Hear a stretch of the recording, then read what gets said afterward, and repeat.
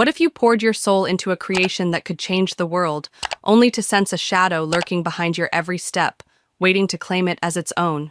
My name is Lucy, a 32-year-old AI architect, and for 18 months, I toiled in the heart of Silicon Valley to build Sentinel Shield, a cybersecurity system so advanced it could predict and neutralize threats before they struck. At Titan Tech, a startup buzzing with promise and flush with venture capital, I believed I'd found the perfect stage to bring my vision to life. The sleek offices, humming servers, and endless resources felt like a dream, until I glimpsed the truth behind the polished facade. This is the story of how I built a revolution, how it was nearly stolen, and how I ensured no one could take what was mine. I wasn't always at Titan Tech. Before this, I spent years at Microsoft, honing my expertise in artificial intelligence, crafting algorithms that danced with precision. But a restless ambition burned in me, a vision for a system that didn't just react to cyber attacks, but anticipated them, like a guardian watching the horizon. Sentinel Shield was my brainchild, named after the vigilant protectors of mythology.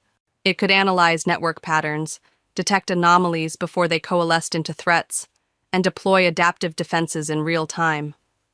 When Titan Tech recruited me, offering a lead role and a blank check for resources, I left the safety of Microsoft behind.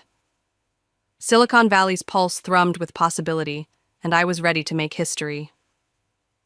Titan Tech was everything you'd imagine a startup to be: glass-walled meeting rooms, ping-pong tables, and a buzz of innovation that kept us awake past midnight. My lab was my sanctuary, a maze of monitors and code where Sentinel Shield took shape.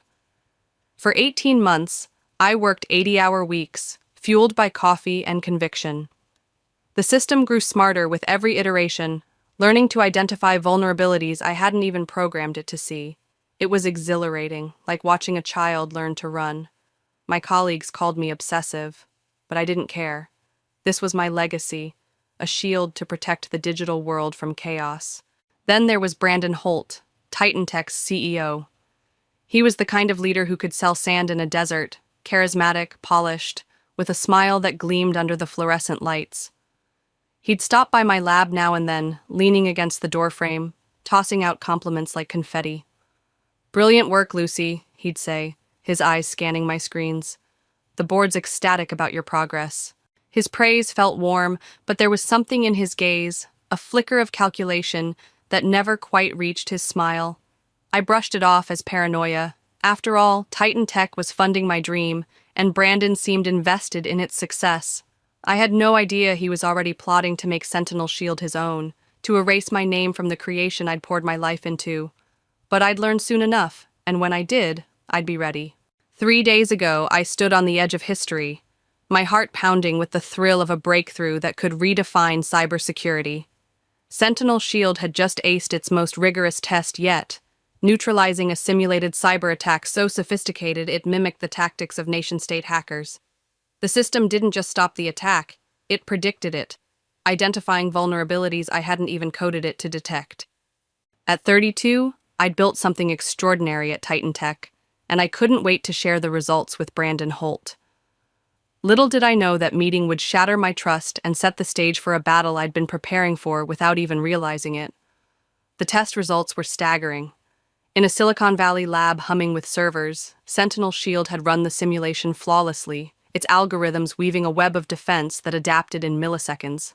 It flagged patterns no human could have spotted, generating reports that pinpointed weaknesses in the mock network.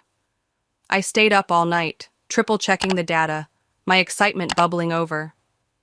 This wasn't just a success, it was a leap forward. Proof that Sentinel Shield could protect banks, hospitals, even governments from the chaos of cybercrime. I emailed Brandon's assistant, Rachel, requesting a meeting. She squeezed me into a 15-minute slot the next afternoon, and I spent the morning polishing my demo, envisioning the board's awe when they saw what I'd built. When I arrived at Brandon's corner office, a wall of glass overlooking Silicon Valley's sprawl, I sensed something was off. Brandon sat behind his desk, his expression unreadable, and beside him was Andrea Fields, Titan Tech's legal counsel, her face as cold as the marble floor. "Have a seat, Lucy," Brandon said, gesturing to a chair. His voice was smooth, but there was a sharpness beneath it, like a blade wrapped in silk. Andrea's presence made my stomach twist. "She's just here as a formality," Brandon added, but the words felt hollow. I clutched my laptop, ready to showcase Sentinel Shield's triumph, but the air in the room told me this wasn't about my demo. "Before we discuss Sentinel Shield," Brandon continued, sliding a document across the table, "we need to address some concerns about your employment agreement." My pulse quickened. Andrea cleared her throat, her voice flat. "Section 14.3 of your contract states that any intellectual property developed using company resources belongs exclusively to Titan Tech." I nodded, anticipating the direction but refusing to flinch. "I'm aware of standard IP clauses," I said, keeping my tone steady. "But Sentinel Shield was conceptualized long before I joined Titan Tech. I have documentation, notes, prototypes, proving it." Andrea didn't blink. "While you may have had a basic idea," she said, "the fully functional system was developed here, on Titan Tech's time, using Titan Tech's resources." Brandon leaned forward, his pretense of warmth vanishing. "Let's be honest, Lucy. Sentinel Shield belongs to Titan Tech. The board believes your compensation package is more than fair for your contribution." I frowned, the word compensation landing like a stone. "Compensation package?" I asked. He gave a thin smile. "Your contract includes a success bonus. You'll receive a one-time payment of $300,000 once Sentinel Shield launches. That's generous by industry standards." The number hit me like a slap. $300,000 for a system worth billions, for 18 months of relentless work, for my vision. My hands tightened into fists, but Brandon pressed on, oblivious to my fury. "Tomorrow, I'll present the Sentinel Shield to our biggest investors. We expect to secure $75 million in funding. After that, we announce Titan Tech's groundbreaking cybersecurity solution." I stared at him, my mind racing. "You're firing me?" I asked, my voice low. Andrea sighed. "We're transitioning you out, effective immediately, of course with your bonus." Brandon smirked, a predator savoring his victory. "Congratulations, Lucy. Your employment is terminated." The words echoed in the sterile office, each one a betrayal. I should have screamed, threatened lawsuits, and demanded justice. But a strange calm settled over me. They expected resistance, were prepared for it. What they didn't know was that I'd seen this coming, not in its entirety, but enough to plant a seed of protection. 6 months ago, I'd caught Brandon snooping in my secure server, and I'd built a safeguard into Sentinel Shield, a trap they'd never see coming. I stood, handed over my laptop, and said smoothly, "Good luck with the investor demo, Mr. Holt." Security escorted me out, watching as I packed my belongings into a cardboard box. I left Titan Tech like countless others, but I wasn't defeated. I was ready to turn the tables.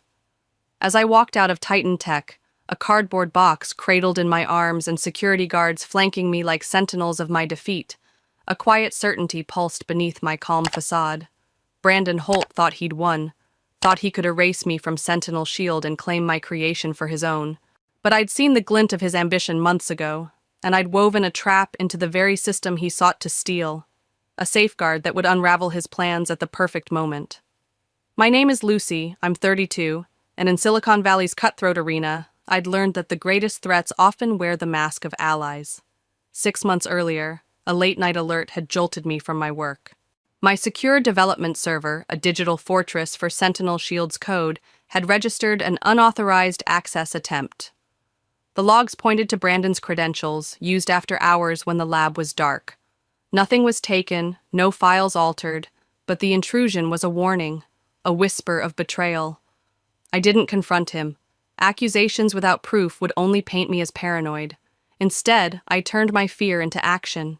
If Sentinel Shield could predict external cyber attacks, why not internal ones? I began embedding safeguards, not just to shield the system from hackers, but from those within Titan Tech who might covet it. My code became a labyrinth, with hidden triggers designed to protect my legacy. The most critical safeguard was a special piece of code, buried deep in the presentation software for Sentinel Shield's investor demo.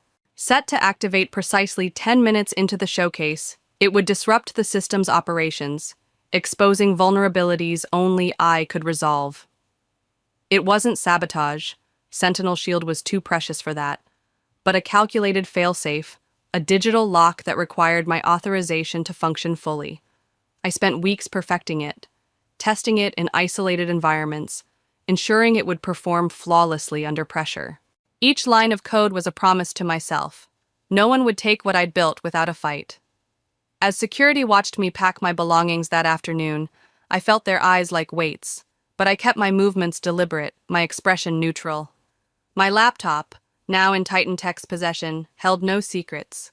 It was a clean shell, its critical data mirrored on a private, encrypted drive I'd secured months ago. I placed my coffee mug and a framed photo of my old Microsoft team into the box, the mundane relics of a life I was leaving behind. But as I handed over my badge and stepped into the California sunlight, a smile tugged at my lips. Brandon's victory was an illusion, a house of cards waiting for my breath to topple it. That night, I didn't pace or plot revenge. I ordered takeout, pad thai from my favorite spot in Palo Alto, settled onto my couch, and streamed a sitcom, its canned laughter a strange counterpoint to the storm brewing at Titan Tech. The trap was set, the code primed to spring. I imagined Brandon, smug in his office, preparing his pitch to investors, unaware that Sentinel Shield was loyal to its creator. My phone lay silent, but I knew it wouldn't stay that way. The demo was hours away, and when my safeguard activated, Titan Tech would come crawling back. I wasn't just a coder, I was a strategist, and in Silicon Valley, foresight was the sharpest weapon of all. At 9:30 p.m., as I sipped chamomile tea and half-watched a sitcom's flickering screen, my phone buzzed with a call that shattered the evening's calm. Rachel, Brandon's assistant, her voice tight with urgency, said, "He wants to see you. It's urgent. A car's on its way." I glanced at the clock, a spark of anticipation igniting. My trap had sprung, and Titan Tech was reeling. I'm Lucy, 32, and in that moment I knew Sentinel Shield had done exactly what I'd designed it to do, expose the threat within. I slipped on a jacket, steadied my breath, and prepared to face the man who thought he could steal my future. 40 minutes later, I stepped into Titan Tech's sleek conference room, the Silicon Valley skyline glittering beyond the glass. Brandon sat alone at the head of the table, a far cry from the polished CEO I knew. His tie hung loose, his hair disheveled, and the veins in his temples throbbed from running his hands through it. "Fix it," he snapped as the door clicked shut, his voice raw with panic. I took my time, settling into a chair with deliberate calm, letting the silence stretch. "Fix what exactly?" I asked, my tone mild. His eyes blazed. "Don't play games, Lucy. You sabotaged the demo." I arched an eyebrow, feigning surprise. "How could I? I've been gone for 24 hours. Security watched me pack. I didn't take any devices, didn't access any systems." Brandon slammed his hand on the table, the sound echoing in the empty room. "The test run crashed the entire system. It started flagging threats that don't exist, generating thousands of false positives. It's unusable." I tilted my head, my voice steady. "Sounds like a technical issue. Have you tried turning it off and on again?" His face flushed crimson, a vein pulsing in his neck. "This isn't funny. We have 12 major investors coming tomorrow. $75 million are on the line." I leaned back, my expression neutral. "Your investors," I corrected. "Your system, now." His jaw tightened, but he forced a breath, his tone shifting to the smooth persuasion that had once charmed me. "Look, perhaps we were hasty yesterday. I'm prepared to discuss a more equitable arrangement. Co-creator credit, a larger compensation package, maybe equity." I folded my hands, unmoved.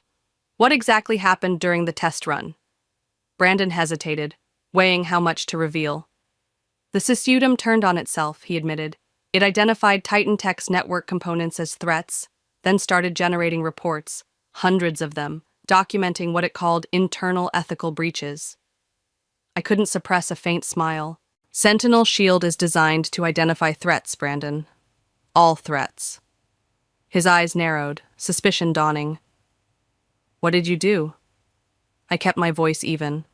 "I didn't sabotage anything. Sentinel Shield is working as intended. It's an AI that learns and adapts to protect networks from malicious activity. During development, I fed it case studies of cyber attacks, including those from within organizations. His face paled, the pieces clicking into place. "You taught it to spy on us?" he whispered. "I taught it to recognize threats, wherever they originate," I said simply. The truth settled over him like a weight. Sentinel Shield hadn't malfunctioned. It had flagged Titan Tech and Brandon himself as risks, documenting every unauthorized access, every copied file, every keystroke he'd made in my server. The reports, complete with timestamps and logs, were a digital indictment of his betrayal. Silence gripped the room, thick and heavy. Brandon's anger faded, replaced by a calculating glint. "What do you want?" he asked, his voice low. I leaned forward, my demands precise. Full recognition as Sentinel Shield's creator and primary architect, 50% ownership of all related patents and intellectual property, a board seat to oversee its ethical implementation, and $10 million in compensation for your attempt to erase me. His jaw clenched. "That's extortion." I smiled thinly. "No, that's negotiation. Extortion would be sending those reports to the investors and the SEC. Brandon glared, but his shoulders slumped, defeat creeping in. "Can you fix it before tomorrow's demo?" he asked, voice tight. I reached into my pocket, pulled out a flash drive, and set it on the table. "This contains an authentication update to resolve the immediate issues. Consider it a gesture toward our new partnership. Contracts can be drawn up tomorrow." He stared at the drive, then at me, realization dawning. "You planned this all along." I stood, my gaze steady. "I hoped it wouldn't be necessary, but after finding you on my server 6 months ago, I built protections for Sentinel Shield and myself." In Silicon Valley, trust was a luxury, and I'd learned to rely on my defenses. The flash drive on the conference table gleamed under Titan Tech's fluorescent lights, a small token holding the key to Brandon Holt's salvation and my triumph. After outmaneuvering his betrayal, I'd forced him to see me not as a disposable coder, but as Sentinel Shield's indispensable creator. I'm Lucy, 32, and in that moment, I wasn't just reclaiming my work, I was rewriting my future in Silicon Valley's unforgiving landscape. As Brandon reached for the drive, his resignation palpable, I knew the battle wasn't over, but the war was mine to win. By morning, Titan Tech's sleek headquarters buzzed with a different energy. I returned not as an exile, but as co-founder and chief technology officer, my title etched on a new contract that bore my demands. 50% ownership of Sentinel Shield's patents, a board seat, and $10 million in compensation. Brandon greeted me with a smile as brittle as glass, his eyes betraying the resentment he couldn't voice. The investor demo loomed, and with my authentication update installed, Sentinel Shield was ready to perform. In the packed conference room, Silicon Valley's elite, venture capitalists in tailored suits, watched as I launched the system. It danced through simulated attacks with elegant precision, neutralizing threats with a speed that drew gasps. Brandon stood beside me, his voice steady as he introduced Titan Tech's groundbreaking solution. Then, an investor, eyes alight with interest, asked, "What inspired this system?" Brandon hesitated, a flicker of discomfort crossing his face. "It was Lucy's brainchild," he said, the words clipped. "Her vision from the start. We provided the environment for it to thrive."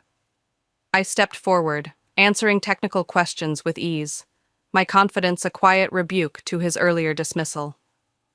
3 months later, Sentinel Shield proved its worth beyond the demo. A global banking network, targeted by a cyber attack that could have cost $340 million, emerged unscathed, its defenses bolstered by my system's predictive power. The news rippled through the tech world, and Titan Tech's valuation soared to $4.2 billion, cementing Sentinel Shield as the gold standard in cybersecurity. My phone buzzed during a board meeting, a notification from the system. Authentication restored, creator protections active. It was more than a technical update. It was a reminder that I'd secured my place, not just in the code, but in the company's future.